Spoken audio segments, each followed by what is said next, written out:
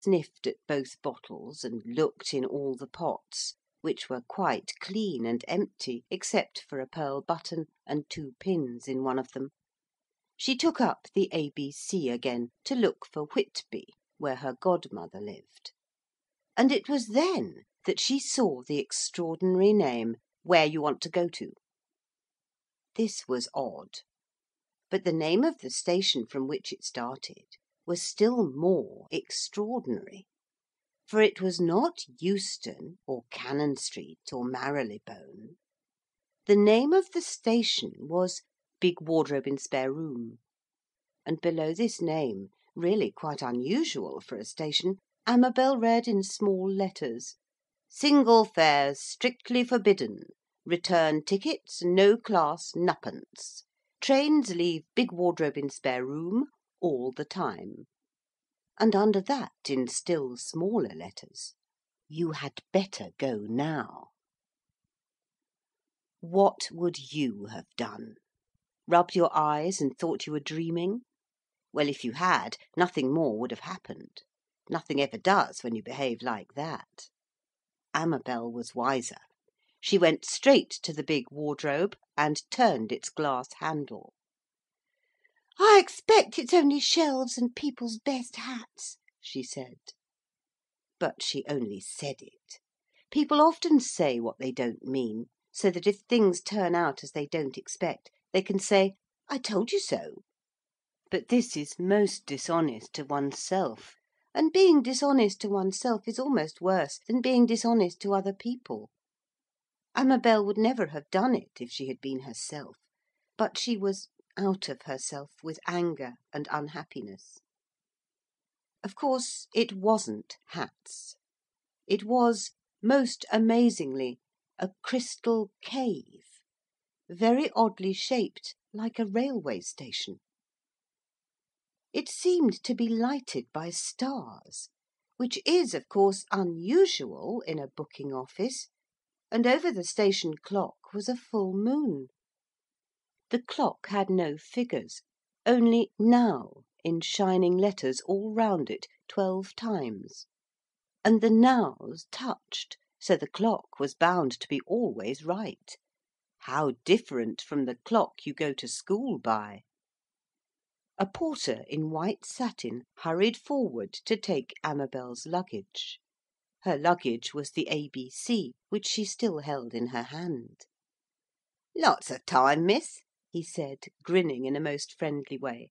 "I am glad you're going. You will enjoy yourself. What a nice little girl you are." This was cheering. Amabel smiled. At the pigeon-hole that tickets come out of, another person, also in white satin, was ready with a mother-of-pearl ticket, round like a card counter. "Here you are, miss," he said with the kindest smile. "Price nothing, and refreshments free all the way. It's a pleasure," he added, "to issue a ticket to a nice little lady like you."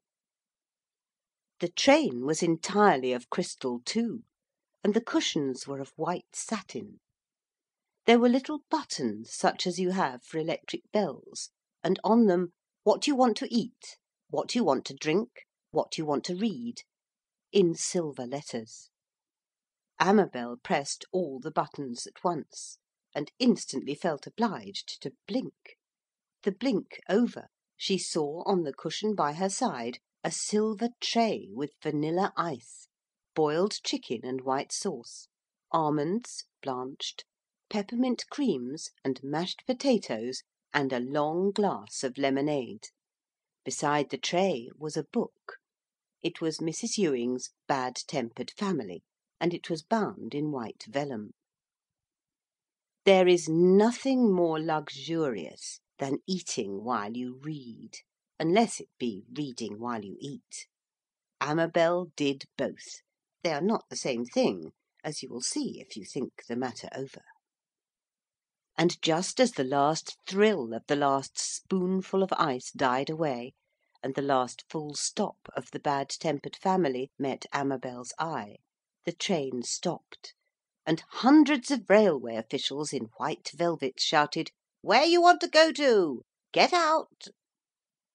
A velvety porter, who was somehow like a silkworm as well as like a wedding handkerchief sachet, opened the door. "Now," he said, "come on out, Miss Amabel, unless you want to go to where you don't want to go to." She hurried out on to an ivory platform. "Not on the ivory, if you please," said the porter. "The white Axminster carpet. It's laid down expressly for you." Amabel walked along it and saw ahead of her a crowd all in white. "What's all that?" she asked the friendly porter. "It's the mayor, dear Miss Amabel," he said, "with your address." "My address is the old cottage Amberley," she said. "At least it used to be," and found herself face to face with the mayor. He was very like Uncle George, but he bowed low to her, which was not Uncle George's habit, and said: "Welcome, dear little Amabel. Please accept this admiring address from the mayor and burgesses and apprentices and all the rest of it of where you want to go to." The address was in silver letters on white silk, and it said: "Welcome, dear Amabel. We know you meant to please your aunt. It was very clever of you to think of putting the greenhouse flowers in the bare flower bed. You couldn't be expected to know that you ought to ask leave before you touch other people's things." "Oh, but," said Amabel, quite confused, "I did." But the band struck up and drowned her words. The instruments of the band were all of silver, and the bandsman's clothes of white leather. The tune they played was Cheer-o. Then Amabel found that she was taking part in a procession, hand in hand with the mayor, and the band playing like mad all the time. The mayor was dressed entirely in cloth of silver, and as they went along he kept saying close to her ear, "You have our sympathy, you have our sympathy," till she felt quite giddy. There was a flower show. All the flowers were white. There was a concert. All the tunes were old ones. There was a play called Put Yourself in Her Place, and there was a banquet with Amabel in the place of honour. They drank her health in white wine whey, and then through the crystal hall of 1,000 gleaming pillars, where thousands of guests, all in white, were met to do honour to Amabel, the shout went up, "Speech! Speech!"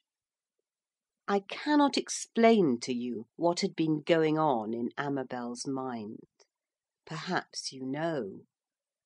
Whatever it was, it began like a very tiny butterfly in a box that could not keep quiet, but fluttered and fluttered and fluttered.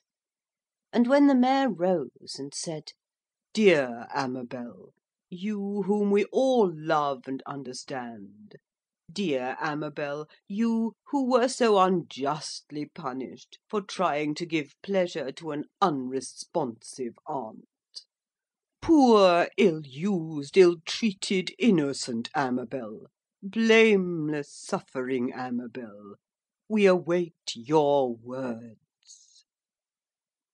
That fluttering, tiresome butterfly thing inside her seemed suddenly to swell to the size and strength of a fluttering albatross, and Amabel got up from her seat of honour on the throne of ivory and silver and pearl, and said, choking a little, and extremely red about the ears, "Ladies and gentlemen, I don't want to make a speech. I just want to say thank you, and to say. She stopped, and all the white crowd cheered.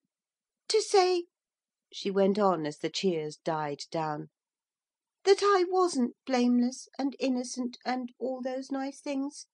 I ought to have thought, and they were Auntie's flowers, but I did want to please her. It's all so mixed. Oh, I wish Auntie was here." And instantly Auntie was there, very tall and quite nice looking, in a white velvet dress and an ermine cloak. "Speech!" cried the crowd. "Speech from Auntie!" Auntie stood on the step of the throne beside Amabel and said, "I think perhaps I was hasty. and I think Amabel meant to please me.